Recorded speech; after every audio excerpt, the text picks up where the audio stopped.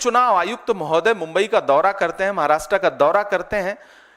मुख्य चुनाव आयुक्त टीम के साथ अगर किसी राज्य में जा रहे हैं तो इसका मतलब इलेक्शन मोड में है राज्य, सारी एजेंसियां सक्रिय हैं, सारी एजेंसियां इलेक्शन मोड में हैं। ऐसे में जब सारी एजेंसियां सक्रिय हैं उसके बाद इतनी बड़ी घटना हो रही है तो यह तो बहुत बड़ा सवालिया निशान है, न सिर्फ राज्य के प्रशासन पर बल्कि केंद्र के प्रशासन पर भी बहुत बड़ा सवालिया निशान है। तो मुझे लगता है कि प्रियंका जी ने जिस संदर्भ में यह बात कही है, महाराष्ट्र के, झारखंड के इलेक्शन जिस तरह टाले गए, तो मुझे तो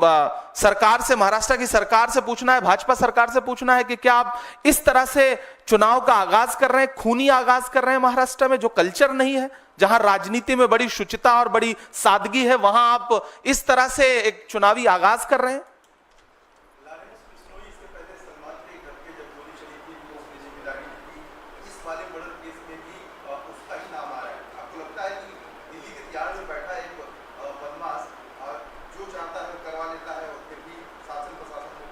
मुझे लगता है कि देश के गृह मंत्री से यह सवाल पूछा जाना चाहिए,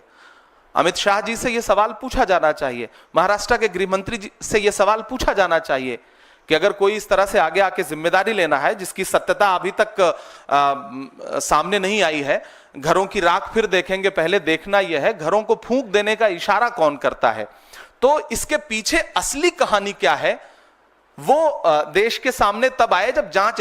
एजेंसियां एक कमेटी बना करके निष्पक्ष जांच रिपोर्ट देश के सामने रखें, तब मुझे लगता है कि ज्यादा बेहतर जांच और पारदर्शिता सामने आ सकेगी। अभी तो सबसे बड़ा सवाल, अगर कोई जिम्मेदारी ले रहा है तो सबसे बड़ा सवाल देश के गृह मंत्री का है कि किसी बाहर बैठ के, किसी दूसरे राज्य की जेल में बैठ के कोई इतनी बड़ी घटना अंजाम दे रहा है, तो गृह मंत्री से सवाल है, दोनों गृह मंत्रियों की जवाबदेही है।